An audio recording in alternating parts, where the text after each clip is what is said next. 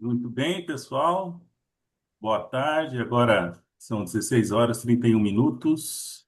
Estamos aguardando aí o pessoal que se inscreveu entrar na sala para nossa mais uma edição da nossa Academia BPA, né? Hoje falando aí sobre o uso racional e estratégico dos antimicrobianos, dessa vez na produção de aves. Vamos aguardar mais uns 30 segundos para a gente dar início aqui ao nosso evento. Apenas para dar espaço aí para que todos que se inscreveram possam acessar. Agora, gradativamente, o pessoal vai entrando aí, a gente consegue ter aí o maior participação daqueles que se inscreveram. Mais uns 10 segundinhos, a gente já inicia.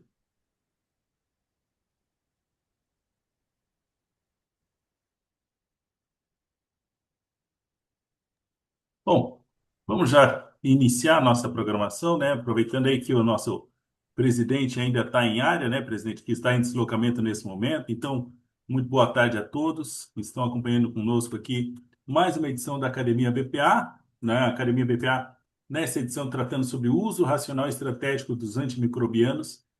Hoje falando sobre a produção de aves. Conosco aí está o Giovanni Stingling, da Farmabase, nosso convidado aí, palestrante, do nosso time aqui, time técnico, a Beatriz Belloni e a Mayara também aqui da nossa equipe técnica da BPA, que elas vão estar coordenando o painel de hoje, a apresentação de hoje. E, logicamente, na tela conosco aí, o nosso presidente da Associação Brasileira de Proteína Animal, Ricardo Santin, que vai dar aí as boas-vindas a todos, já para a gente dar início a essa aula. Em seguida, vamos dar as instruções aí de participação de todos. Então, presidente, a palavra está contigo. Marcelo, muito obrigado. Queria agradecer ao Giovanni que está nos apoiando, a Farmabase que apoia para a gente fazer essa discussão, que é muito relevante para nós. Saudar a Bia, Maiara, Tabata, toda a equipe, tá, nossa diretora Sula, que está no exterior, nos representando em um evento no exterior, exatamente para agradecer, Giovanni, a tua disponibilidade e falar para os nossos associados que estão aqui inscritos da importância. Hoje, o tema é o uso prudencial de antimicrobianos na criação de aves.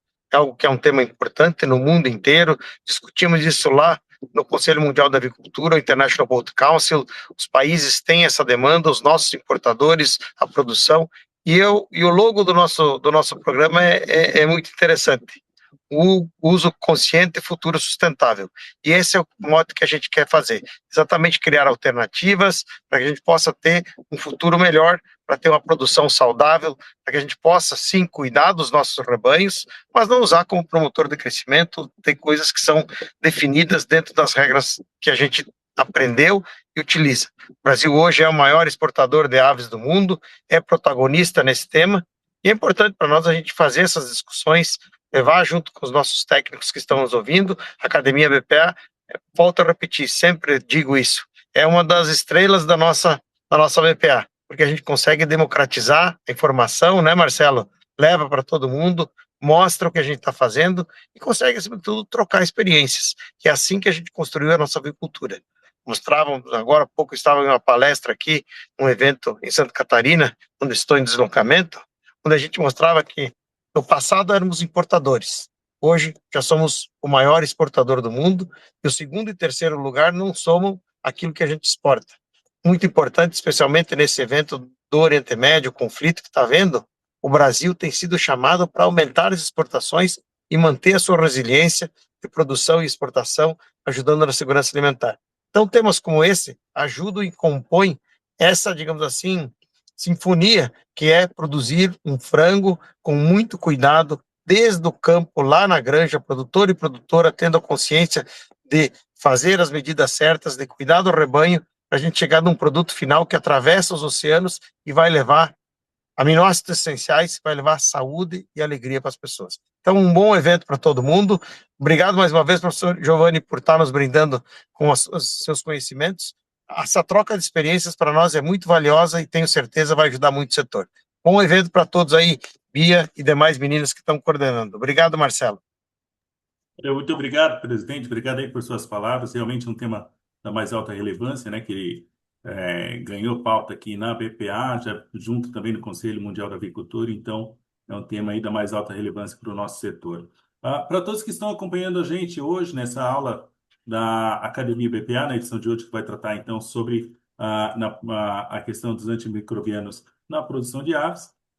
Lembramos que o formato da nossa academia é sempre a interação por chat, pelo chat, né? Então, se tiverem comentários, se tiverem perguntas, qualquer ponto que queiram colocar em relação à apresentação, o espaço de vocês é o chat, inclusive convido vocês, como sempre a gente faz, para interagirem aí, mandem aí a empresa de onde vocês estão falando, a cidade onde vocês estão localizados agora. Então, fiquem à vontade e interajam já com a gente aí no chat para posteriormente apresentarem as suas perguntas. Depois também, né, como é de praxe na Academia BPA, a gente faz a distribuição da gravação, mas hoje então a gente tem a opção de interação ao vivo, de apresentar as suas questões, suas dúvidas, aí junto com o Giovanni. Então, para a gente adiantar e já agilizar a nossa pauta aqui, agilizar o nosso cronograma, já vou passar a palavra para a Beatriz Belloni, nossa analista técnica aqui na BPA, vai coordenar o painel de hoje e pode tocar o barco então, Beatriz. Muito obrigado.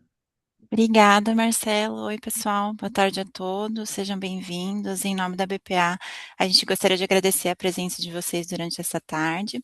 Ao longo desses 2 dias, a gente vai contar com a presença do Giovanni, que é médico veterinário formado pela Universidade Federal do Paraná, no campus de Palotina. Ele tem especialização em higiene e processamento de produtos de origem animal pela mesma instituição e MBA em gestão estratégica do agronegócio pela Fundação Getúlio Vargas. O Giovanni também é mestre em medicina veterinária na área de clínica veterinária pela Unesp Botucatu e doutor pela Unesp de Jaboticabal. O Giovanni atuou por 7 anos como gerente de fomento na Seara, mas desde 2014 ele está na indústria farmacêutica veterinária, na Farmabase Saúde Animal, onde atualmente ele é diretor técnico da suinocultura e avicultura, além de professor convidado em cursos de pós-graduação pela USP e pela PUC Paraná. Durante esses 2 dias, então, pessoal, nós vamos falar sobre o uso racional de antimicrobianos, como o Ricardo e o Marcelo já salientaram, e nós vamos passar pelos pilares de eficiência terapêutica, uso racional, inovação e biosseguridade na cadeia, sendo que hoje o nosso foco será na cadeia de aves e amanhã, mais especificamente, na cadeia de suínos. Então, para dar um pouquinho de contexto para vocês, pessoal, essa iniciativa, ela faz parte do nosso movimento Uso Consciente, Futuro Sustentável, promovido pela BPA e que reforça o nosso compromisso em atuar de forma integrada, tanto setorialmente quanto em alinhamento com o Ministério da Agricultura. Então, a gente tem o desafio que é a resistência dos antimicrobianos, e esse movimento ele tem atuado em diversas frentes para fortalecer o uso consciente, e entre as nossas principais ações a gente destaca a criação do nosso hot site, que vamos deixar aqui no chat para vocês acessarem. Nesse hot site tem diversos conteúdos e materiais educativos que nós elaboramos nesse meio tempo. Então, nós temos guias e manuais relacionados à biosseguridade, a bem-estar animal, além das gravações de outras academias que nós fizemos dentro do tema de resistência antimicrobiana, dentro de um pilar de educação continuada, que é o que a gente acredita aqui setorialmente. Nós tivemos a adesão também de diversas entidades, como a CAV, a ABA, Aves, IASE, CIPS, Asgave, Fundesa, Avimig e APA, que estão comprometidos junto com nós a ter uma representação técnica que possa trazer nos eventos regionais falas relacionadas à resistência antimicrobiana, onde a gente acredita poder alcançar um pouquinho mais de capilaridade. E nós também fizemos recentemente o lançamento do edital do CIAVES para a submissão dos trabalhos científicos dentro da temática de antimicrobianos. Então, a submissão para os trabalhos já estão abertas, elas ficam disponíveis até 1º de maio e esperamos ter trabalhos que tragam essa temática mais protagonizada dentro dos outros escopos que a gente trabalha, também no Congresso Científico do CIAVES, com sanidade, nutrição animal, tecnologia e inovação. Mas, enfim, feita essa contextualização do trabalho, eu passo a palavra para o Giovanni, e conforme o Marcelinho avisou, as dúvidas que forem surgindo, vocês podem ficar à vontade para colocar no chat, que no final nós direcionamos ao Giovanni. Joia. Me ouve bem, Bia? Sim, tudo Obrigado certinho. pela apresentação aí, sua apresentação. Obrigado, Marcelo, aí, pelas boas-vindas. É uma satisfação muito grande. Agradeço mais uma vez aí pelo convite da BPA, por dar essa possibilidade de a gente discutir um assunto que é tão importante e a gente ter aí hoje essa possibilidade de trocar ideias dentro de um grupo de pessoas aqui que estão na produção. Então, é tão bacana poder fazer essa discussão, porque são pessoas que estão trabalhando e sentindo as diferentes dificuldades, seja a dificuldade de, muitas vezes, ter muitos desafios no campus e ter que lançar mão dessas ferramentas, como também toda a pressão aí que alguns países, especialmente a Europa, coloca em cima do Brasil para redução da utilização dos antimicrobianos.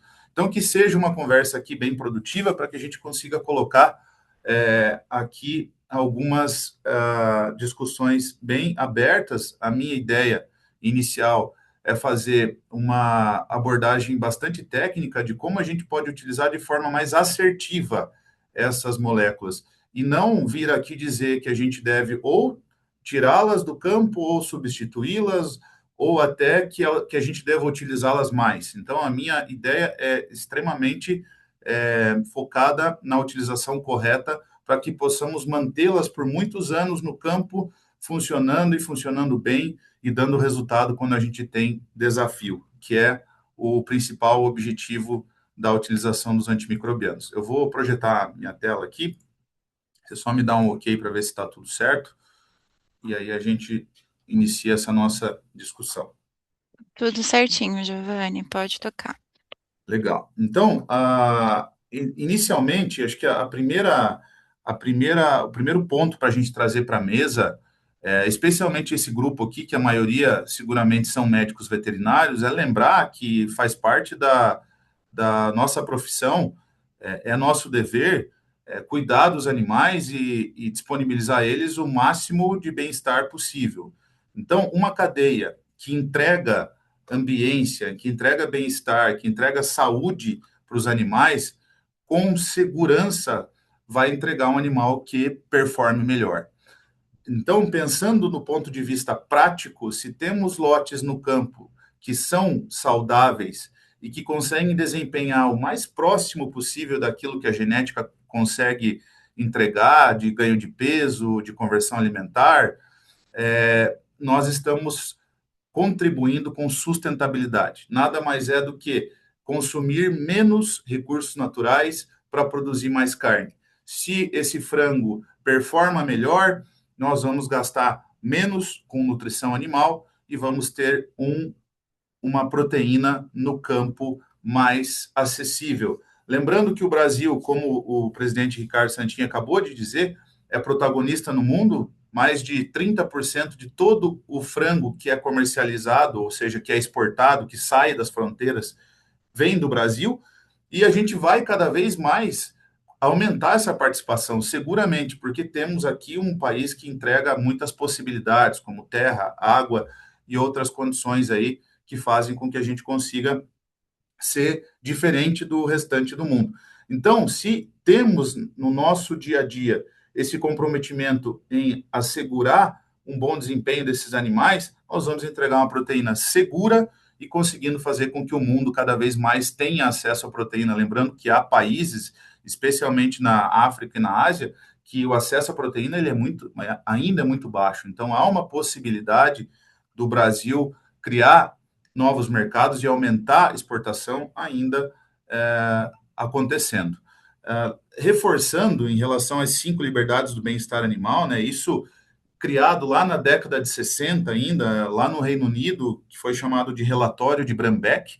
Esse relatório ele já fazia essa proposta das 5 liberdades do bem-estar animal. E eu me lembro que quando eu estava trabalhando ainda na agroindústria, sempre dentro dos nossos manuais, dos nossos POPs, ou até mesmo das apresentações que a gente fazia para países que buscavam comprar a nossa carne, tentando habilitar novos mercados, a gente sempre reforçava que a empresa buscava atender as 5 liberdades do bem-estar animal. E vejam, dentre essas 5 liberdades, manter a saúde dos animais livres de dor e febre e doenças é um dos pilares principais das 5 liberdades do bem-estar animal. Então, não podemos esquecer que, muitas vezes, a pressão do mercado, a pressão, às vezes, que até vem dentro das academias, das universidades, por, às vezes, pessoas que não têm o conhecimento do que é o dia a dia do campo, em colocar esse medo nos veterinários, nos alunos, nas pessoas que estão se formando, que vão entrar na produção,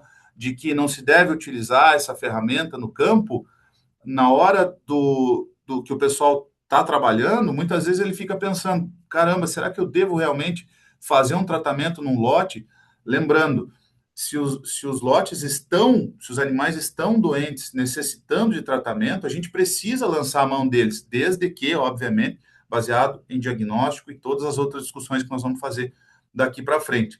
Então, mantendo essa prerrogativa da medicina veterinária, que é assegurar a saúde dos animais, desde que embasado em conhecimento, em ciência, não há por que a gente demonizar os antimicrobianos. Agora, é claro que há oportunidades de melhorarmos o uso e até reduzirmos, há sim, e a gente vai falar disso daqui para frente. Como eu já falei, a produção animal, ela vai desempenhar melhor, ela vai ser mais sustentável se os animais estiverem saudáveis. Então, reduzir conversão alimentar, aumentar e melhorar ganho de peso diário, está na nossa mão. E muitas das coisas envolvem a saúde. É claro que genética é um pilar muito forte, mas como a BPA vai trabalhar esses outros pilares daqui para frente, mas pilares como biosseguridade, vacinação, uso correto dos aditivos, dos antimicrobianos, vai compor todo um cenário onde, se a gente for mais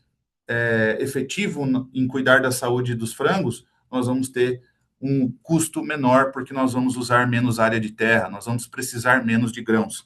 Isso, obviamente, vai impactar em outros pontos de sustentabilidade que foram criados recentemente aí por essa guerra que está acontecendo aí. Quem diria, né, o Brasil, que se diz um país autossustentável em óleo diesel, tendo dificuldade de encontrar óleo nos postos de combustível. Então, várias cidades e estados aí já com dificuldade de abastecimento. Quanto menos caminhões no campo levando ração, mais sustentável a gente é, porque nós vamos consumir menos combustíveis fósseis. Então, a gente entra nessa discussão mostrando o quão importante é a gente ser bom em conversão alimentar no campo, e para isso, obviamente, a saúde dos animais ela é fundamental. Lembrando que a gente não pode tapar o sol com a peneira e dizer que nas granjas está tudo 100%, está tudo correto, e a gente começar a utilizar antimicrobianos para acabar mascarando ou reduzindo, minimizando o impacto dos erros de ambiência, dos erros de manejo, dos erros dos produtores, dos erros dos protocolos vacinais, que muitas vezes a gente comete, dos erros de formulação de ração, que eventualmente ocorrem também. Então, temos que pensar que temos sim o que fazer, e isso precisa acontecer aos poucos. É preciso fazer um trabalho de base, de estrutura muito grande. E quando tudo isso for acontecendo, melhorando a biosseguridade, programas vacinais, nutricionais, aí sim, eu acho que nós vamos ter melhores condições do que nós temos hoje, porque ainda encontramos situações como essas nas granjas. Isso aqui, por exemplo, é o fundo de uma caixa d'água de uma granja de matriz de frango de corte. Passa pela nossa cabeça que um dos animais mais valiosos da cadeia está consumindo esse tipo de água, e aí, por fim, lá na granja, o que a gente consegue ver depois é esse tipo de situação aqui. Então, muito ovo de cama, muito ovo problemático, que vai ser incubado e que vai ter problema, e que vai levar esse problema para dentro do incubatório. Então, imaginem esses ovos explodindo lá dentro, o quanto de contaminação eles levam para lá, e futuramente vão levar para o pintinho também. Isso aqui é uma foto que não reflete, obviamente, a produção brasileira. É uma foto que, vamos dizer assim, a minoria das granjas hoje tem condições assim tão rústicas, tão antigas como essa, mas elas ainda existem. Então, olhando para esse tipo de estrutura, né, que tipo de ovo nós vamos levar para dentro do incubatório? que tipo de água essa matriz está tomando, olhando para aquele fundo de caixa d'água que eu mostrei para vocês. E aí, por fim, lá dentro da granja do frango de corte, que tipo de pintinho vai chegar, e lá na granja do frango de corte, quando ele chega, encontra esse tipo aí, por exemplo, de cama de aviário, emplastada, úmida, que não foi feito um bom trabalho, tem empresas que trabalham hoje com a cama, né, com a fermentação de cama, tem empresas que não fazem a fermentação, mas trabalham com quantidades altas de cal, 600, 800 gramas por metro. Então, há diferentes tratamentos e, eventualmente, há um ou outro produtor que acaba não fazendo o trabalho dele. Então, o que eu quero chamar a atenção aqui? Para fatores de risco que ainda estão nas nossas mãos, que seguramente nós não vamos conseguir corrigir 100% deles, mas seguramente quanto mais conseguirmos trabalhar dentro dos procedimentos operacionais padrão, fazendo treinamento das equipes de campo, fazendo treinamento dos produtores, nós vamos minimizar essas adversidades que podem causar doença nas aves. Essa foto aqui, vocês conseguem ver no fundo lá os pintinhos lá no dia de alojamento e a granja totalmente abafada, numa temperatura muito acima do que deveria estar para o alojamento das aves, causando aí dificuldade respiratória, o que muitas vezes é o contrário, né? Às vezes os pintinhos são alojados numa temperatura muito fria, a cama fria, a instalação sem pré-aquecimento, e aí a gente vai fazer os pintinhos passarem frio, podendo causar doenças lá na fase de crescimento e fase final do frango. Então, vejam, só reforçando que para o uso racional e estratégico dos antimicrobianos, não é só falar de retirar antimicrobianos, não é só falar de fazer uma troca dos antimicrobianos por outros aditivos eubióticos. Não é por aí. Nós temos a capacidade de fazer essa redução desde que corrijamos alguns pontos ainda nas granjas e nos plantéis. O ponto principal da nossa discussão hoje vai ser os diagnósticos. Basicamente, trabalhar com diagnóstico. Veterinários e técnicos que fazem necrópsia, eles têm mais condição de acertar os diagnósticos, seja pela experiência que o campo dá, a experiência clínica, seja pelo envio das amostras para o laboratório, que é, obviamente, o caminho mais correto, para que a gente consiga saber exatamente o desafio que estamos enfrentando e quais moléculas vamos utilizar para fazer o melhor tratamento. Então, veja, esse é um pintinho de primeira semana que vem provavelmente de matrizes bem contaminadas, com uma transmissão aí de doenças que vem lá do matrizeiro, causando aí uma onfalite que vai se transformar numa doença septicêmica. Nesse caso, a gente consegue ver pericardite, a gente consegue ver até já a doença no saco aéreo, aerossaculite.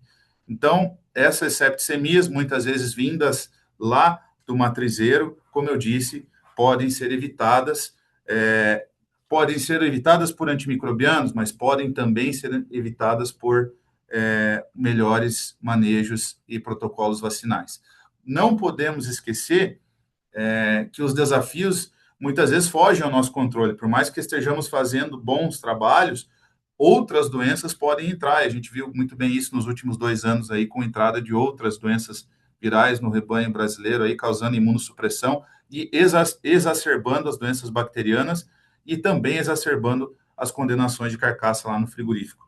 Quero chamar a atenção aqui, isso aqui é um dado real, tá? De uma empresa no Paraná. A gente consegue ver aqui que ao longo do ano, de um ano, há um aumento das condenações de carcaça nos meses de inverno. Isso é sazonal. Lembrando que o Brasil tem um trabalho do sistema de defesa, né, o nosso CIF, né, o sistema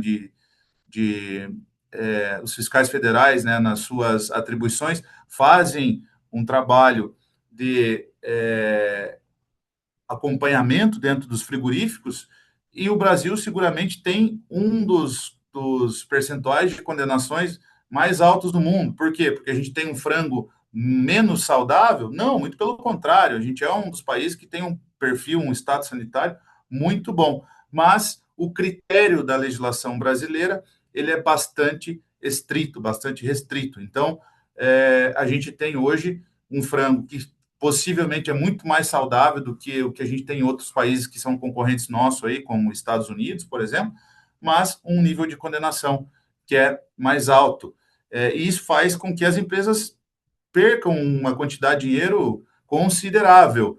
Agora, dá para reduzir ou minimizar esses impactos de sazonalidade, por exemplo? Dá, desde que a gente faça um trabalho de base que vem sendo feito já há muitos e muitos anos. Se formos comparar a avicultura brasileira com a avicultura mundial, nós estamos muito melhores em desempenho do que os outros países. Então, dizer que a gente já não faz um bom trabalho seria uma injustiça muito grande. E eu que acabo visitando outros países, eu vejo a utilização de antimicrobianos de forma muito mais enfática, aguçada, muito maior do que no Brasil. Aqui no Brasil, de fato, no frango de corte, se usa antimicrobiano via ração, via água, quando é extremamente necessário. Já tem países como países da Ásia, ou próprio país da América Latina, que não tem um sistema de ambiência tão bom quanto o nosso, um sistema de sanidade tão bom quanto o nosso, que eles utilizam protocolos medicamentosos muito mais fortes do que o que a gente utiliza aqui, e de forma estruturada. Eles são protocolos que são utilizados rotineiramente, independente se o frango demonstra o caso clínico ou não. Então, eu estou mostrando esses gráficos para que a gente veja que há desafios, não é que a gente usa antimicrobianos eventualmente porque nós queremos simplesmente melhorar desempenho. A gente usa porque tem desafio. Esse caso aqui, o período de transição do mês de junho, julho para frente ali, as mortalidades elas aumentam. O que pode estar acontecendo aqui? Talvez esses pintinhos foram alojados no frio e não tiveram um aquecimento talvez tão adequado quanto deveria, e às vezes não porque o produtor não quer, mas porque as máquinas não conseguem chegar na temperatura que deveria, porque nós temos regiões do país que faz temperatura próximo de 0 grau no inverno, e aí nós vamos ter síndrome acítica, nós vamos ter problemas respiratórios, aerossaculites, que vão acontecer lá na fase de crescimento e terminação. Então, o ponto sabemos que temos desafios. As ferramentas antimicrobianas, elas podem ser utilizadas e devem, lembrando do pilar do bem-estar animal, mas da forma mais adequada possível e quando necessário. E é disso que nós vamos falar daqui para frente. Quais antimicrobianos usar baseado no diagnóstico. E o diagnóstico de causa, olhando para questões de sazonalidade, olhando para questões de fatores de risco nas granjas, em todo o sistema. Então, olhando aqui para as técnicas de avaliação de qual antimicrobiano utilizar, basicamente nós temos duas, o antibiograma e o teste de concentração inibitória mínima. Quem me conhece sabe que eu não sou um grande fã do antibiograma, e eu vou explicar o porquê. Pessoal, toda técnica laboratorial precisa ser padronizada pelo CLSI, o Instituto de Padrões Clínicos Laboratoriais. O CLSI ele vai dizer exatamente como devem ser feitos os meios de cultura, qual é o padrão de inoculação da bactéria e quais são as formas de fazer esses testes, então, de sensibilidade. No caso do antibiograma, basicamente, né, a técnica é essa aqui, vai se semear uma cultura numa placa, em algum meio de cultura, as bactérias vão ter crescimento, vão se utilizar diferentes antimicrobianos e vai ser feito a aferição desse halo de inibição que cada antimicrobiano criou. O que tem o maior halo necessariamente vai ser o mais efetivo? Não é bem assim. Existe a padronização pelo CLSI. A grosso modo, olhando para esse halo aqui, obviamente parece que esse antimicrobiano é mais efetivo. Porém, não é tão simples assim. A gente vai falar disso na sequência. Então, a técnica do antibiograma, ela vai depender de alguns pontos, tá? Que a gente vai ter que tomar atenção.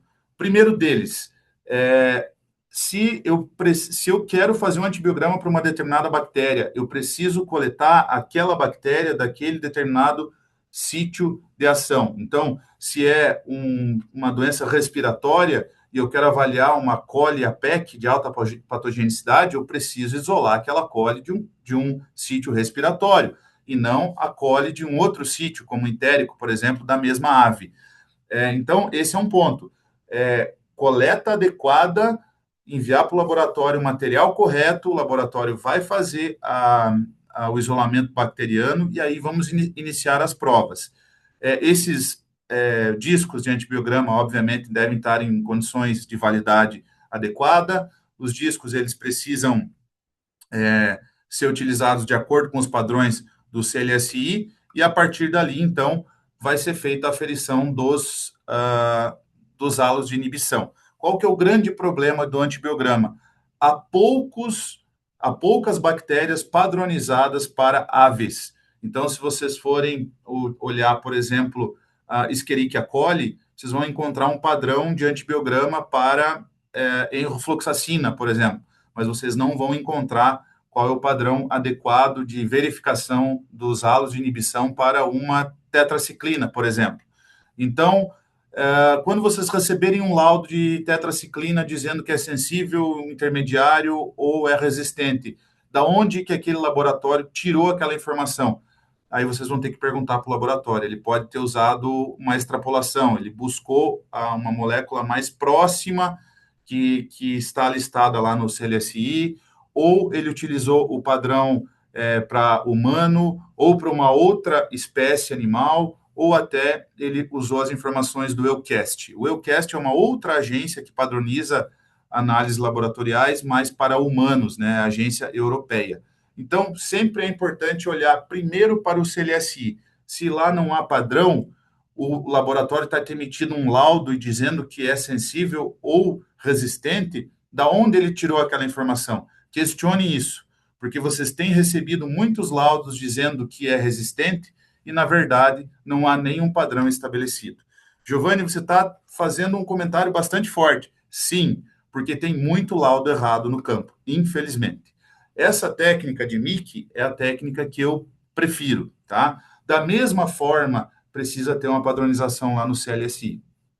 Agora, o MIC, ele dá uma acurácia melhor do que o antibiograma, porque o antibiograma, imagina, nós estamos medindo ali diferença de 1 milímetro, de 15 para 16 milímetros de halo de inibição, por exemplo. Aqui a gente já consegue fazer várias diluições seriadas, e isso consegue me dar uma noção muito melhor se aquele antibiótico ele é eficaz e aquela bactéria é sensível ou não àquele antimicrobiano. Por exemplo, mesmo que não haja uma padronização para o teste de MIC para uma Escherichia coli APEC, por exemplo, e eu testei um antimicrobiano e a concentração inibitória mínima foi, sei lá, 252, por exemplo.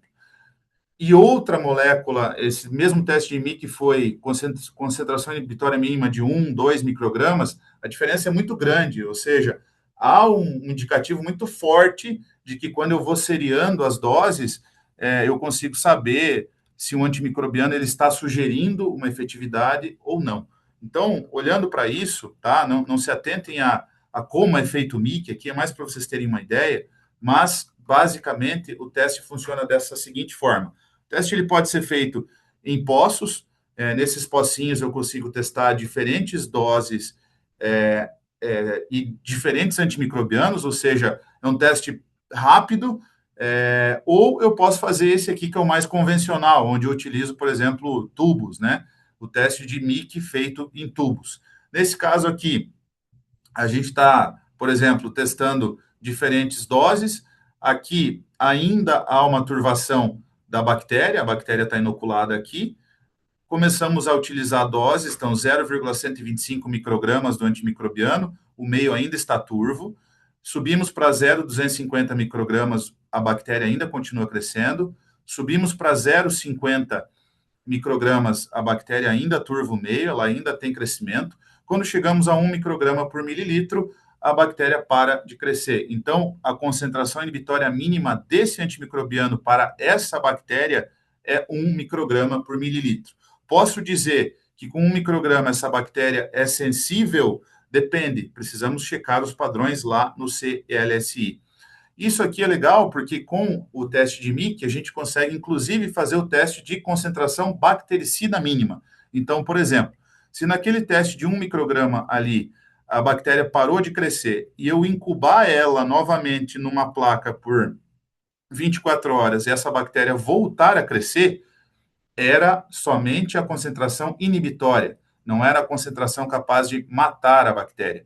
Agora, se eu subo, por exemplo, para 4 microgramas, inoculo esse caldo aqui numa placa e incubo ela de novo por um dia e não mais há crescimento bacteriano, então, nesse caso aqui, a concentração bactericida mínima foi 4 microgramas por mililitro. Então, eu consigo ter uma ideia se, por exemplo, eu subir a dose no campo, eu conseguirei ter um resultado melhor ou não em efetividade clínica. Então, vejam, o teste de MIC, ele é mais interessante. Ele não é tão barato quanto o antibiograma, mas quem gosta e quer estudar mais sobre antimicrobianos, vocês precisam se aprofundar melhor nos testes de MIC, levando sempre em consideração o manual VET01 do CLSI, que substitui o antigo VET08, né? Tem esse aqui também, que é o M11, que é mais voltado para bactérias anaeróbicas. Então, esses documentos é que vão dizer para vocês se os testes estão padronizados ou não. Aqui, só para vocês verem como esse documento funciona, eu peguei aqui, por exemplo, o grupo de enterobactérias. Esse é o manual do CLSI, tá? Aqui ele vai dizer qual meio de cultura a bactéria tem que ser inoculada, por exemplo, uma Escherichia coli, quanto tem que ser de inóculo, qual é o tempo de incubação, se vai fazer em ambiente aberto, se vai usar alguma quantidade de dióxido de carbono. Então, é assim que o manual ensina em como fazer o teste. E como eu falei para vocês anteriormente, para aves, por exemplo, uma cepa de Escherichia coli, ela tem a padronização para aves. Então, um disco de 5 microgramas, lá no teste de antibiograma, se a Escherichia coli tiver um halo de inibição maior do que 23 milímetros, ela é sensível a enrofloxacina, nesse caso aqui. Se o halo ficar entre 17 e 22, ela é intermediária, a sensibilidade dela. E se o halo for pequeno, menor que 16 milímetros, essa coli tende a ser resistente. Então, é assim que funciona. E também há uma padronização em relação ao teste de concentração inibitória mínima também para Escherichia coli, enrofloxacina, lá no CLSI. E tem para outros antimicrobianos, infelizmente, para frango tem pouca coisa padronizada. A maioria dos laudos que vocês recebem hoje deve ser baseado na extrapolação para outras espécies animais ou até para humanos. Esse aqui já é a bula de discos de antibiograma de um laboratório brasileiro que produz discos de antibiograma e vende para os laboratórios de análise clínica. Então, veja, nessa bula aqui não cita frangos, cita suínos, no caso tem padronização para Pasteurella e Actinobacillus pleuropneumoniae. Ainda para suínos tem, no caso ali, era qual antimicrobiano que era tilmicosina. Tem aqui para suínos ainda o Ceftiofur, aí tem as bactérias citadas aqui embaixo.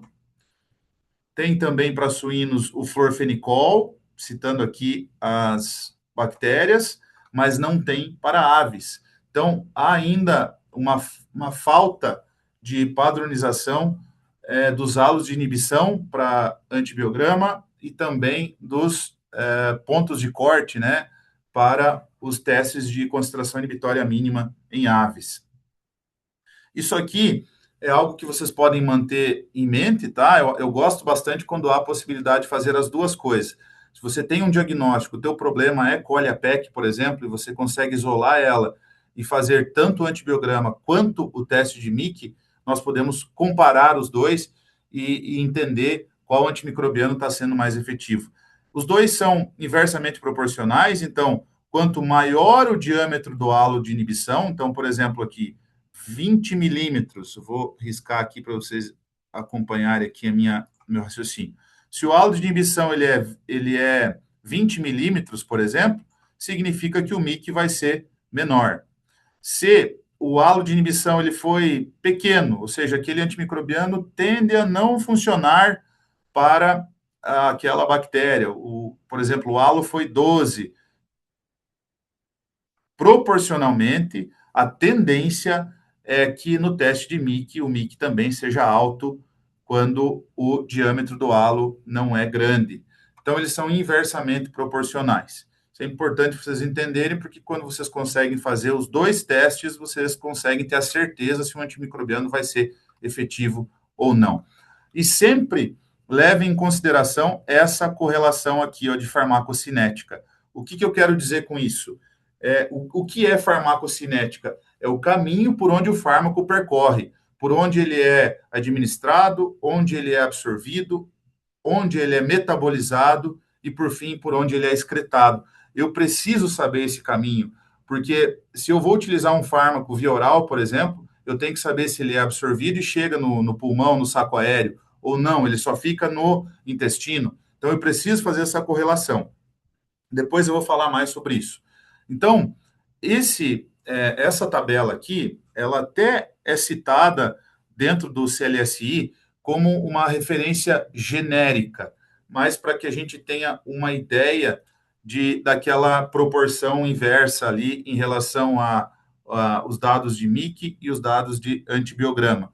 Mas não necessariamente toda bactéria que tiver um MIC menor do que 4, ela é sensível a um determinado antibiograma, ou a um determinado antibiótico, ou toda bactéria que tiver um MIC maior do que 32, ela é resistente a um determinado antibiótico. Isso precisa estar padronizado no CLSI.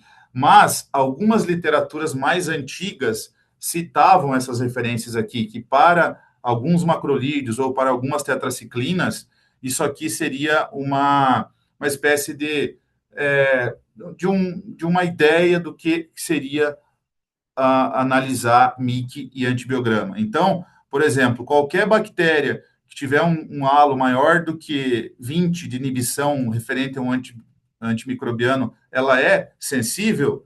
Na prática não é assim, mas uma literatura antiga dizia algo parecido com isso. Então, só para vocês terem uma ideia, caso vocês vejam essa tabela em algum momento, ela não necessariamente é verdadeira. E como eu falei, entender de farmacocinética é algo bastante importante.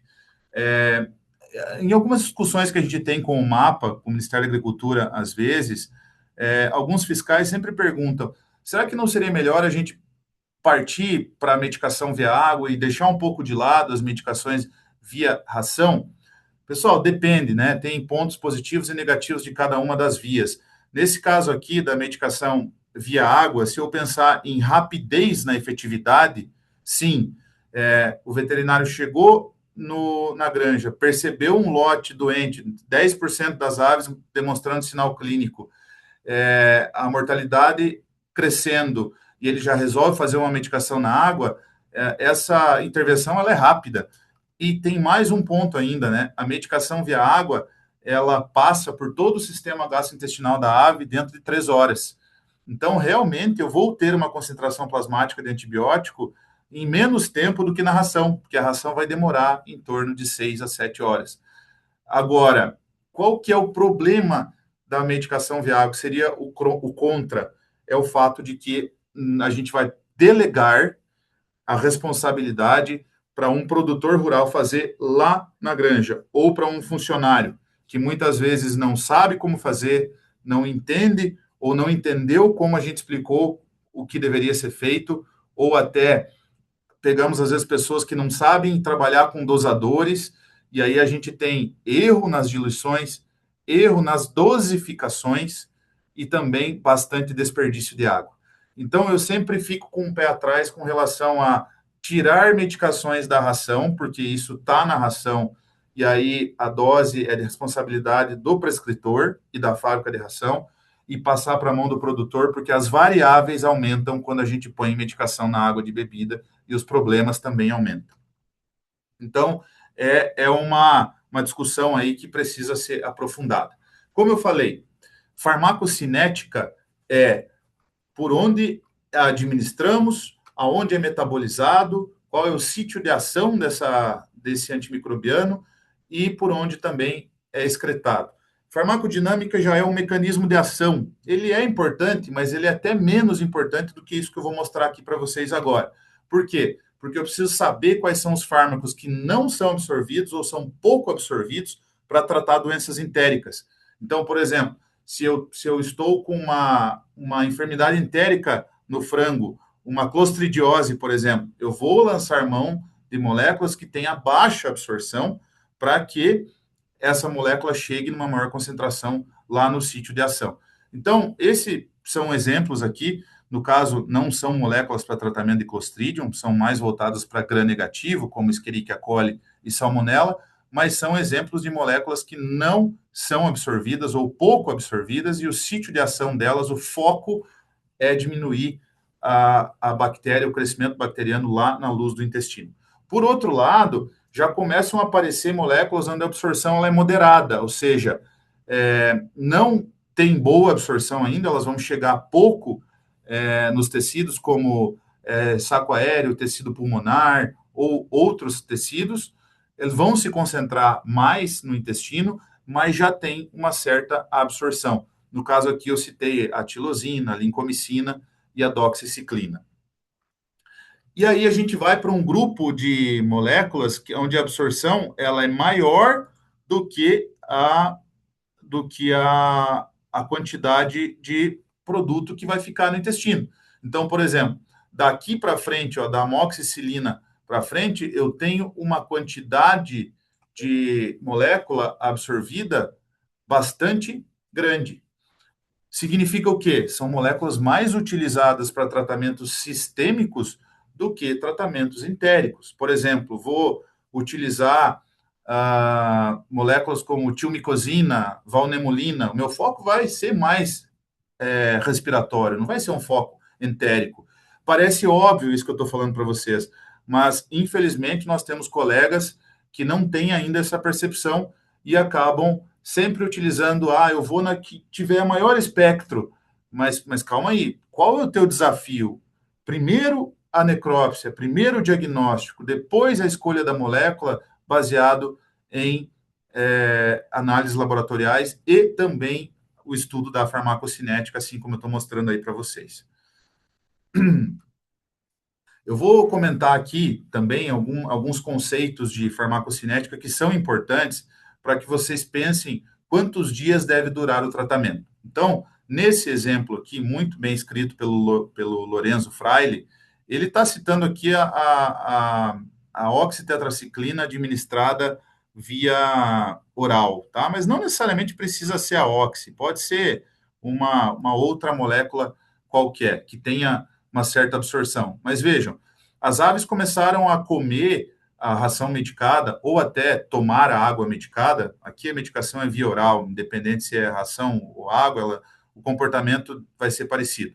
Então, há uma absorção inicial e depois esse antimicrobiano começa a cair a concentração dele no plasma. Por quê? É o conceito de meia-vida, né? Meia-vida é quanto tempo demora para que essa ave comece a excretar, ou já tenha excretado 50% da dose que ela ingeriu. Então, aqui a gente tem um pico de concentração plasmática e começa o metabolismo e excreção. Depois, ao longo do dia, essa ave vai se alimentar por outras vezes e esses picos vão se sobrepor. Então, vamos imaginar que ela comeu aqui 4 vezes no dia uma quantidade considerável de ração. Os picos, eles se sobrepõem e ao final de 24 horas, obviamente, eu já excretei boa parte eu não, né? A ave já excretou boa parte da concentração que ela ingeriu, mas essa concentração, ela é maior do que quando iniciou o consumo do medicamento. Então, terminaram as 24 horas com uma concentração plasmática maior de quando iniciou. Isso é normal. Isso vai acontecer ao longo dos dias. Então, eu vou pintar aqui para vocês na tela, para vocês acompanharem a ideia de como acontece o princípio da sobreposição. Então, por exemplo, no primeiro dia, há uma quantidade de fármaco que se concentra no organismo. No segundo dia, essa concentração ela já inicia maior do que ela iniciou no dia anterior, e aí a gente tem uma concentração já um pouco maior. Isso vai acontecer no terceiro dia, sendo maior do que no segundo. Isso vai acontecer no quarto, sendo maior do que no terceiro. E do quarto dia para frente, a gente tem o princípio da sobreposição ou condição de estado estacionário. Seria o quê? Seria um platô. Dali para frente ou desse ponto aqui para frente, que eu pinto aqui em vermelho agora, não haverá mais sobreposição. Por quê? Porque a dose que está sendo ingerida é exatamente a mesma que está sendo excretada. Ou seja, houve um platô da dose de meia-vida. E aí, dali para frente, do quinto dia para frente, é que nós vamos extrair o melhor resultado desse fármaco, dessa molécula. Então, quantos dias, no mínimo, eu tenho que fazer um tratamento via para sistêmico, uma doença sistêmica? Pelo menos 5 dias. Porém, se eu parar no quinto dia, eu estou deixando de extrair da molécula aquilo que ela pode entregar de melhor. Então, geralmente, a gente estende por pelo menos 7 dias esses tratamentos. E isso, às vezes, o pessoal não faz no campo. O técnico veterinário quer economizar medicamento, porque ele tem meta, e aí ele vai lá e trata 3 dias e para a medicação. O que acontece? Passam-se alguns dias e a doença recidiva. Então, tomem cuidado com isso. Vamos lembrar que existem drogas tempo e dose dependentes. Isso não só está relacionado com o número de dias que vocês vão tratar, mas com o número de horas que o fármaco precisa estar acima da concentração inibitória mínima. Então, vamos imaginar que aqui, onde eu estou riscando de vermelho, é a concentração inibitória mínima de um determinado patógeno, micoplasma, por exemplo. 1 micrograma por mililitro é o MIC do micoplasma. E nós tratamos aqui com tilmicosina, por exemplo. A dose que eu vou utilizar precisa ficar acima desse MIC, a dose lá no tecido-alvo ou no plasma, pelo menos no plasma, por 40% do tempo do dia. Então, por 10 horas, pelo menos, essa concentração desse fármaco, ela precisa estar acima do MIC. Se nós trabalharmos com as doses corretas e com a molécula correta, nós vamos ter o tratamento adequado. Isso, a literatura fala em 40% do tempo. O Ministério da Agricultura publicou um ofício que, para registrar produtos no Brasil, ele exige que essa concentração plasmática ou no tecido-alvo esteja 60% do tempo acima do MIC. Mas isso é uma exigência mais estrita do mapa. Isso é recente, tá? Alguns anos atrás não era assim. Mas a literatura farmacocinética fala em 40% do tempo acima do MIC ao longo do dia. Aqui eu vou explicar para vocês a importância disso, tá? Então, vejam, estamos tratando com amoxicilina, estava acontecendo uma mortalidade alta na granja, então vamos pensar aqui, 100 frangos por dia estavam morrendo. Por quê? Porque a dose de amoxicilina, ela era 0, ok? Não estávamos tratando ainda. Quando passamos para uma dose de amoxicilina baixa, que só atingiu 20% do tempo, por isso está escrito 20 aqui, acima do MIC, 20% do dia acima do MIC, essa mortalidade caiu de 100 para 80 frangos dia. Porém, quando nós atingimos 40% do tempo acima do MIC, a mortalidade caiu para próximo de 0. E assim por diante. Se eu conseguir ficar 50%, 60% acima do MIC de determinada bactéria causadora da mortalidade, eu vou zerar a mortalidade, desde que eu tenha escolhido a molécula correta, certo? Então, vejam a importância de tratar com dose certa. Não façam subdose, porque nós não vamos extrair da molécula o máximo resultado que ela pode nos oferecer. Nesse caso aqui, estamos falando das moléculas dose dependentes. O conceito é totalmente diferente. Diferente do tempo dependente, aqui eu posso tratar por menos tempo e atingir uma dose pico, que pode chegar a 8, 10 vezes a concentração inibitória mínima do patógeno.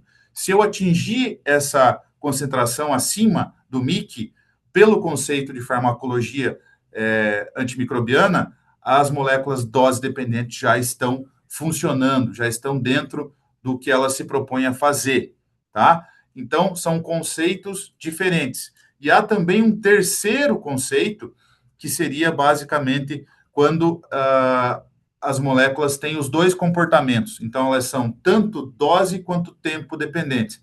Eu vou explicar isso na sequência para vocês. Quem são as moléculas tempo dependentes? A maioria delas. Isso é importante vocês saberem, tá? Porque se vocês forem tratar um lote de frango ou de matriz no campo, e tem muito produtor rural que resolve tratar por 3, 4 horas só, ou seja, enche a caixa d'água de manhã, até meio-dia terminou o tratamento, tá tudo certo, os frangos já tomaram toda a água medicada. Pessoal, para moléculas tempo dependentes, isso não é legal. É legal a gente manter a água por pelo menos 8, 10, 12 horas medicada, para que eu tenha maior chance de que esses frangos tomem água. Quando eu diminuo muito o tempo de água medicada, aqueles animais que às vezes estão um pouco mais refugos, um pouco mais doentes, eles não vão tantas vezes no bebedouro, e aí aquele frango que eu preciso mesmo medicar não bebe a água e não tem concentração plasmática suficiente para o fármaco entregar o resultado dele.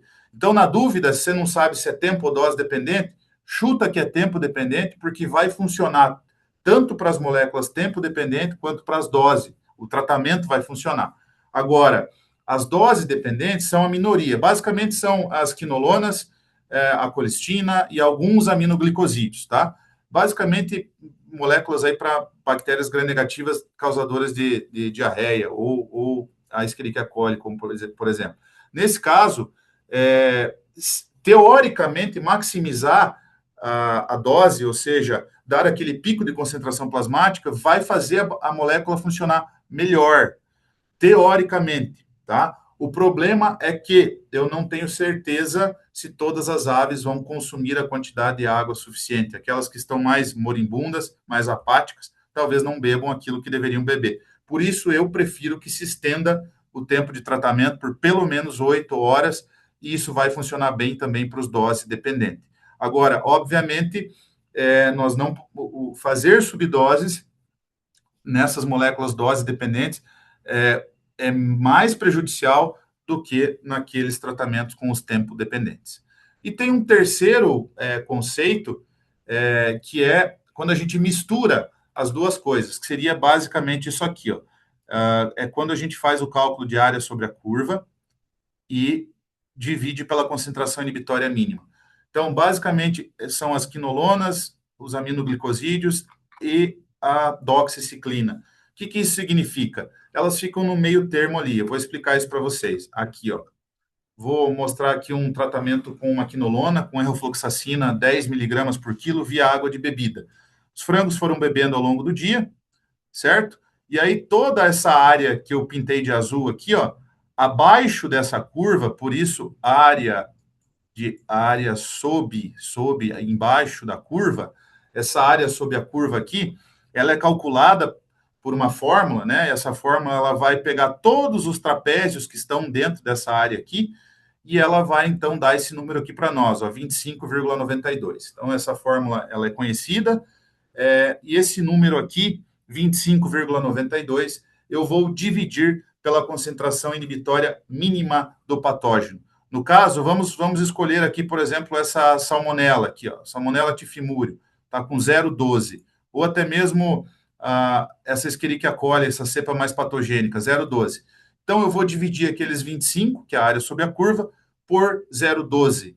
Se for o número maior que 125, significa que, nesse conceito onde as moléculas elas são tanto dose quanto tempo dependentes, essa molécula vai ser efetiva para essas bactérias. Então, nesse caso, eu dividi 25 por 0,12, deu 216.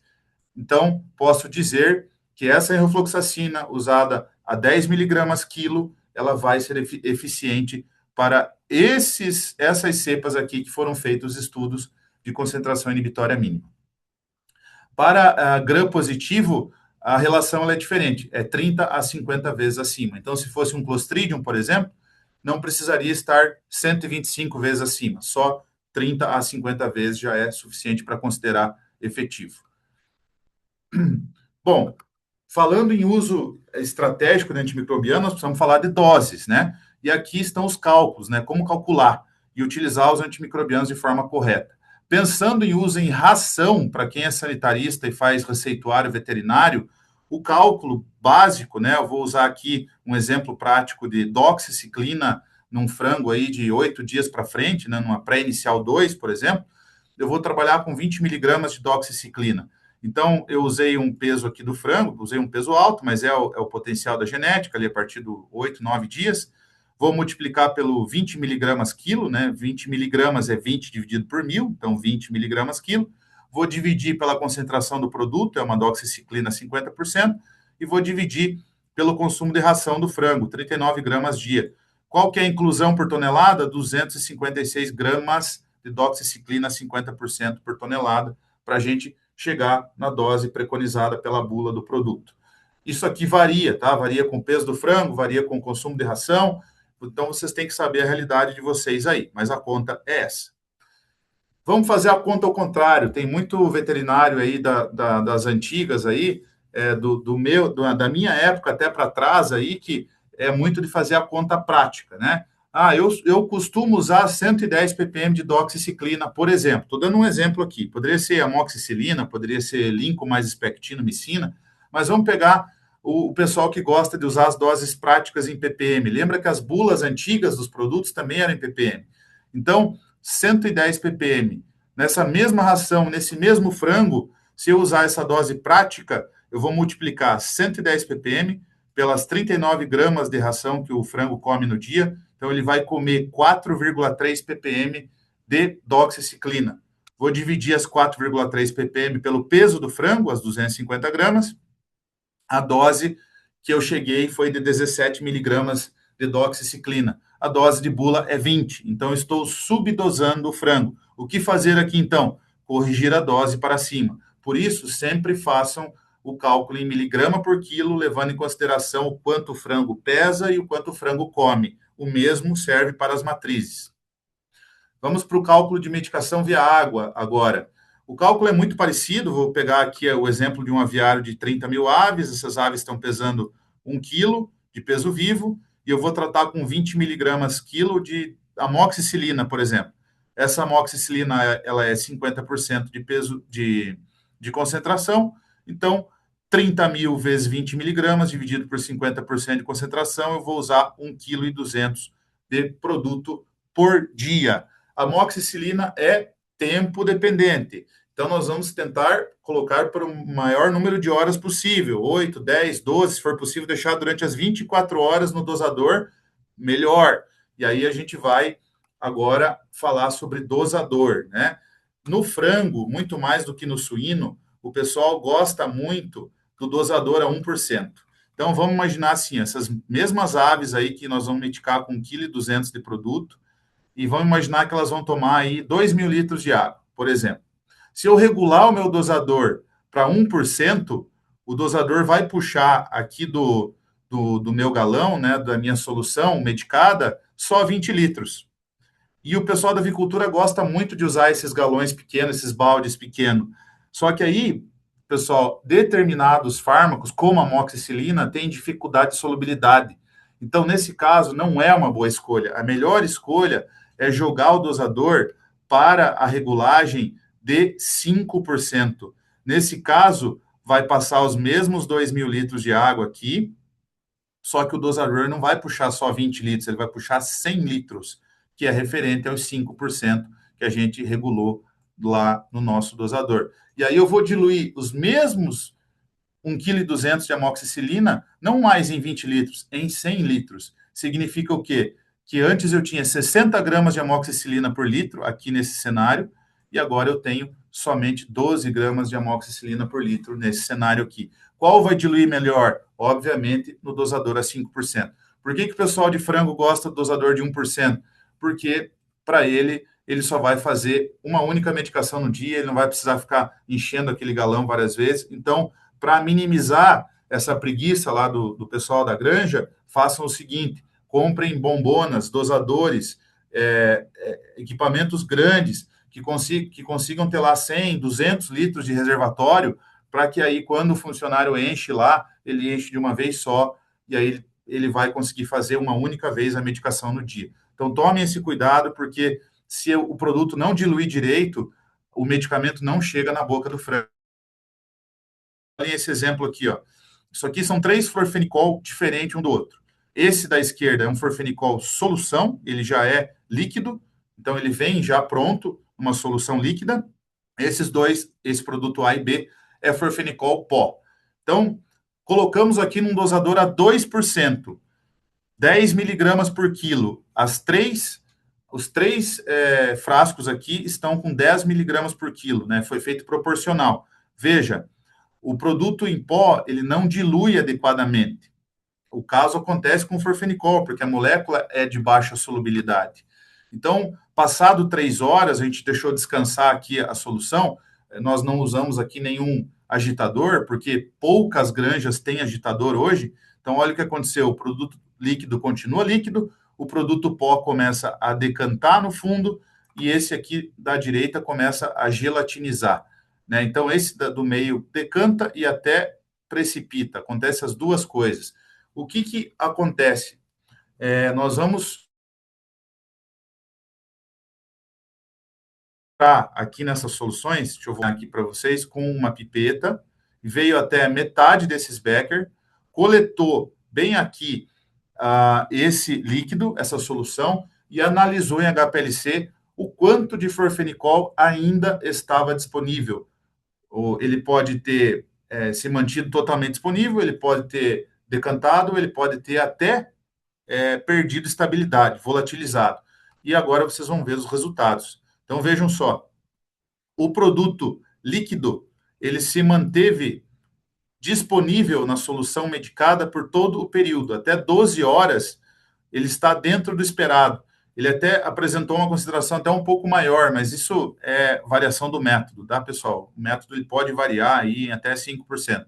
Agora, olha o que acontece com os produtos pó. Passados 6 horas, ele tem somente 20% de florfenicol disponível.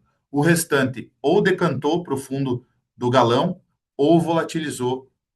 Ele não apareceu aqui nas análises de HPLC. Então, é o mesmo que estar entregando somente 1/5 da dose para as aves.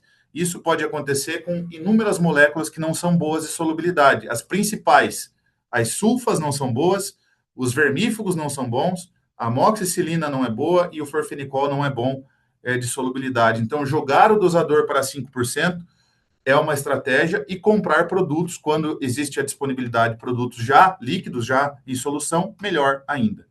Outro ponto extremamente importante, regulagem dos bebedouros. Esse é um dos fatores mais complicados na medicação via água de bebida. Por quê? Porque se o bebedouro está muito baixo, os frangos vão jogar muita água fora. E se tiver muito alto, aqueles frangos que são um pouco menores ou até que estão mais enfermos também não conseguem tomar a água medicada. Então, enquanto estiver medicando, dentro das estratégias de uso racional de antimicrobiano, para garantir que os frangos tomem a dose certa, avaliar regulagem dos bebedouros é extremamente importante. E, claro, qualidade de água. Isso aqui parece uma montagem, tá? Mas não é. Isso aqui é uma foto real. Lá no fundo vocês conseguem ver o aviário, é um aviário convencional. A água aqui estava medicada, mas adianta o que medicar uma água dessa, sendo que a quantidade de matéria orgânica e provavelmente coliformes totais e fecais aqui é extremamente alta. Então, a gente já está perdendo a efetividade do antimicrobiano aqui. Então, como eu falei, nós temos fatores de risco ainda nas granjas para corrigir. E sempre que forem fazer uma medicação, vão olhar a caixa d'água, porque é muito importante. Vocês vão se surpreender. Outro ponto interessante é a correção de princípio ativo. Aqui já é para o sanitarista que vai escolher entre um produto e outro. As moléculas, elas têm na sua composição alguns sais, e esses sais, eles precisam ser corrigidos na hora da formulação do produto. No caso da amoxicilina, ela não está linkada com sal, ela não é linkada a um cloridrato, a um sulfato, mas ela é linkada a 3 moléculas de água, por isso ela se chama amoxicilina trihidratada. No caso de compor um produto a 50% de amoxicilina, se eu for produzir 1 tonelada aqui na indústria farmacêutica, por exemplo, eu tenho que corrigir a dose. eu tenho que considerar que há 13% de água na fórmula. Portanto, eu não vou usar 500 quilos de amoxicilina e mais 500 quilos de deslizantes, estabilizantes ou outros excipientes. Eu preciso trabalhar com 574 quilos de amoxi e o restante dos outros excipientes. Agora, se eu só trabalhar com 500 quilos de amoxi trihidratada e não fizer a correção dos 13%, o meu produto final é um produto de 43% e meio de amoxicilina. Ou seja, se vocês estiverem comprando esse produto que não está corrigido, a hora que vocês forem medicar no campo, vocês já estão subdosando já na arrancada do tratamento. Isso pode acontecer para inúmeras moléculas, tá? Eu vou trazer alguns exemplos aqui. Por exemplo, neomicina. A neomicina tem mais de 30% de correção de sulfato, que é o sal da neomicina. Isso acontece com outras inúmeras moléculas que estão aqui na tela e outras até que eu não citei. Então, levem isso em consideração. Como saber se o produto está corrigido ou não? Na legislação brasileira, o rótulo deve dar essa informação para vocês, e basicamente é dessa forma aqui, ó. Se tiver escrito amoxicilina dessa forma, o produto está corrigido. Se tiver escrito amoxicilina na forma trihidratada entre parênteses, então eu estou colocando parênteses aqui, o produto também deve ser corrigido. Agora, se tiver escrito amoxicilina trihidratada sem o parênteses, esse não é um produto corrigido, ele está entregando 43% de amoxicilina. Então, saibam disso e confiram o registro do produto. Olhem lá no registro que vocês vão conseguir saber se o que vocês estão comprando é corrigido ou não. E agora, o espectro de ação de cada molécula. A gente falou de dose, a gente falou de diagnóstico, agora, de uma forma mais prática, o que geralmente as moléculas conseguem tratar no campo. Tá? Então, é claro que é preciso fazer o isolamento da bactéria, testar se a bactéria está sensível ou não aos fármacos, mas dentro do espectro de ação, o que cada antibiótico consegue tratar. A amoxicilina, ela não é a molécula de eleição para coli e salmonela, não é, mas ela consegue tratar esses dois. Trata também Clostridium, Avibacterium e Pasteurella. A sulfaclorpiridazina com trimetoprim, ela pode tratar coli, salmonela, Clostridium e também ajudar no tratamento da coccidiose. É claro que há anticoccidianos específicos, mas as sulfas também têm esse potencial de ajudar no controle das eimérias. As quinolonas, enro, cipro e norfloxacina, o foco delas é Escherichia coli e salmonela, é onde elas vão melhor. Doxiciclina, pode tratar coli, salmonela, Clostridium, Avibacterium, Pasteurella, pode ajudar no micoplasma, mas não é a molécula de eleição, então para micoplasma há outras moléculas. Tilmicosina, com alta concentração em tecido respiratório, o foco dela é micoplasma, Avibacterium, Pasteurella, e pode tratar o Clostridium também, não é o foco dela, mas por ela ser excretada também através do sistema gastrointestinal, ela acaba pegando o Clostridium também. O Clostridium é sensível aos macrolídeos também, mas obviamente nós não vamos usar tilmicosina só para Clostridium. Florfenicol pode tratar coli, salmonela, Avibacterium, Pasteurella. Por que eu estou mostrando isso aqui para vocês, pessoal? Para não correr o risco de vocês receberem um laudo lá e basicamente está escrito assim, que a coli é resistente para a lincomicina. Primeiro que a lincomicina nem teria que estar num teste de sensibilidade de Escherichia coli, porque não está no espectro de ação de uma lincomicina. Então, eu estou mostrando isso aqui para vocês, para que quando vocês forem pedir os testes de sensibilidade, vocês saibam qual é o espectro de ação principal dessas moléculas. Então, seguindo aqui, neomicina, o foco vai ser gram-negativo, coli e salmonela. O mesmo para fosfomicina, coli e salmonela. E no caso da tilosina já muda bastante. A tilosina, o foco dela é a enterite por Clostridium e também o micoplasma. Porém, eu mostrei para vocês antes que a absorção da tilosina é baixa, em torno de 25%, 30%. Então, para tratar micoplasma, a dose tem que ser muito alta. Lembrem desses conceitos de farmacocinética. Nesse caso, tem outras moléculas que vão muito melhor que tilosina, como tilmicosina, tilvalosina, tiamulina, valnemulina. Então, pensem em outras moléculas que são melhor absorvidas do que a tirosina para tratar o micoplasma. Aqui eu quero só trazer uma reflexão em relação à questão das doses, tá, pessoal? Eu estou citando aqui o florfenicol, e esse estudo é bem interessante, porque a cada tempo que eu estou riscando aqui embaixo, em vermelho, nós abatemos, nós coletamos plasma das aves e avaliamos a concentração plasmática. Então, nesse caso aqui, nós testamos 3 diferentes doses. Em laranja, 10 miligramas por quilo de florfenicol, em cinza, 20 miligramas por quilo e em amarelo, 30 miligramas por quilo. Vejam, a área sob a curva das doses de 20 e 30 miligramas por quilo, ela é muito superior do que a área sob a curva do 10 miligramas por quilo. Ah, mas o florfenicol, Giovanni, ele é um tempo dependente.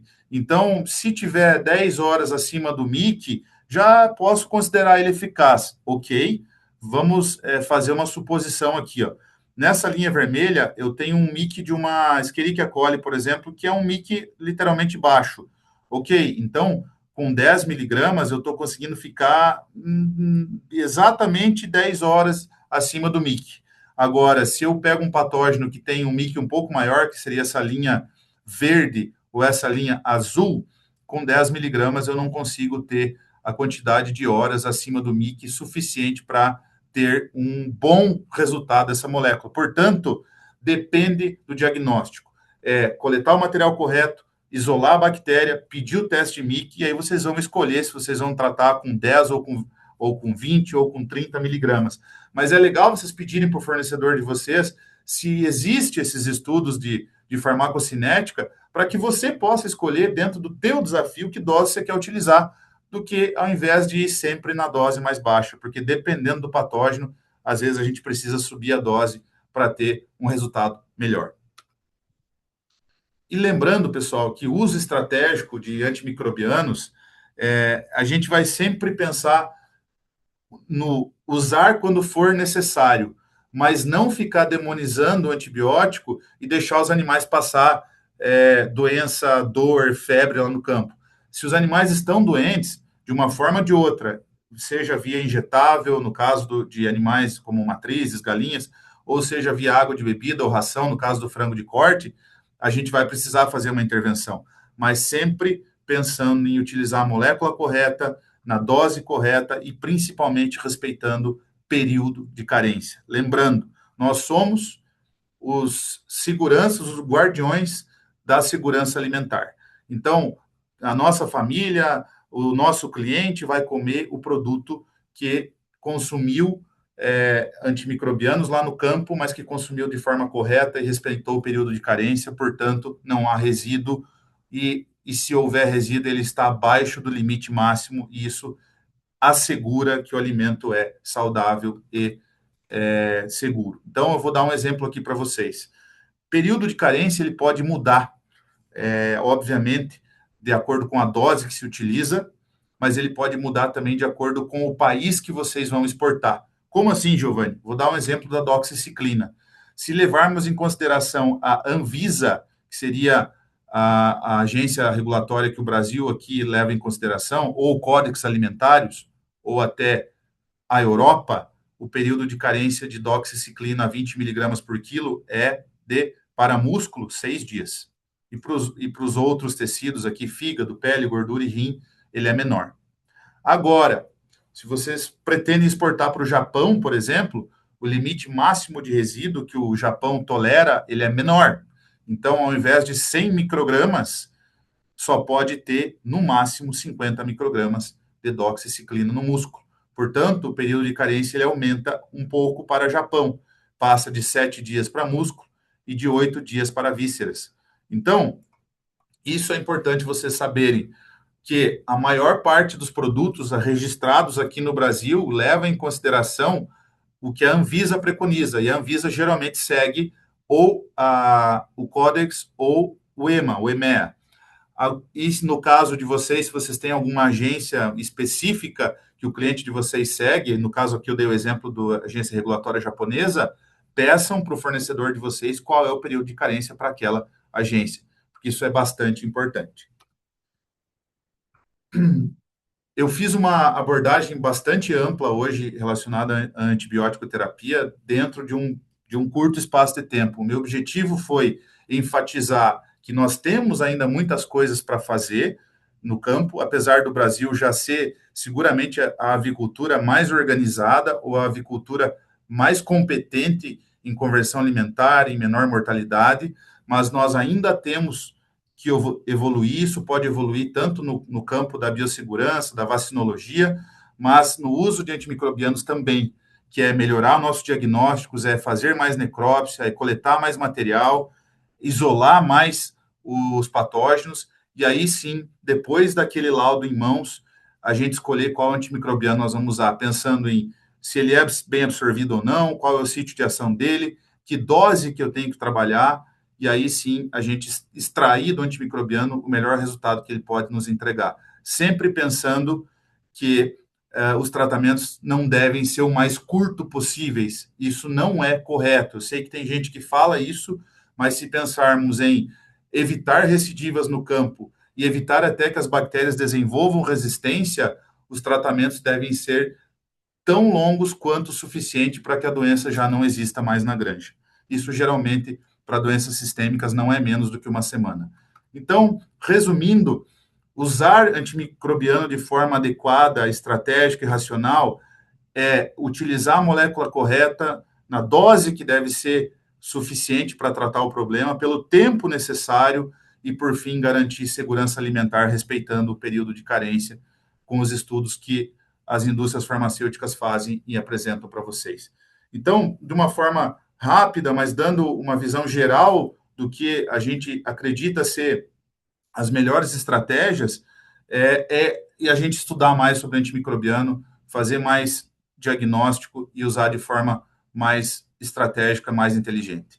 A gente se coloca sempre à disposição para esclarecer o máximo de dúvida que tiver. É uma paixão nossa, a gente estuda isso todo dia e cada dia é um aprendizado. Acho que a gente sabe ainda pouco sobre o tema, mas tem bastante pesquisa acontecendo no momento e com certeza é uma satisfação poder contribuir. Então, eu abro aí para perguntas e se não der tempo aí, para aqueles que tiverem que sair, podem me chamar no privado, depois está o meu telefone aí na tela. Agradeço pela atenção de todos. Giovanni, muitíssimo obrigada pela sua fala. Hoje o pessoal estava mais tímido, não encaminharam questões, mas amanhã a gente ainda vai ter um segundo momentinho com você. Mas para a gente foi muito importante, eu acho que toda abordagem desse tema relacionada a principalmente precisão diagnóstica, quando você falou um pouquinho sobre farmacocinética, boas práticas de uso em relação à molécula que deve ser elencada como a correta, a dose, o tempo de tratamento, período de carência que deve ser respeitado de uma forma estratégica para que a gente evite o nosso desafio maior, que é o nosso mote aqui da resistência antimicrobiana, é por isso que o Giovanni está aqui com a gente hoje. Recadinhos paroquiais, já que a gente não teve dúvidas. Amanhã a gente volta com o Giovanni no mesmo horário, às 4h30. E especificamente vamos focar aí mais em suínos, porque hoje o nosso foco maior foi em aves. Esse convite ele fica aberto para que vocês veiculem aí dentro das suas empresas, principalmente para o pessoal de extensão a campo, sanitaristas, é o nosso foco principal aqui. E a gente também dispara aqui nas nossas comunicações via BPA para que vocês possam impulsionar esse momento com o Giovanni, que para a gente nesse sentido do movimento do uso consciente futuro sustentável, é um momento de aprendizado e ganho setorial. Giovanni, muitíssimo obrigada mais uma vez, tá? Disponha, Beatriz, sempre à disposição. Obrigado pela atenção do pessoal aí. Obrigada, viu, pessoal? Até amanhã.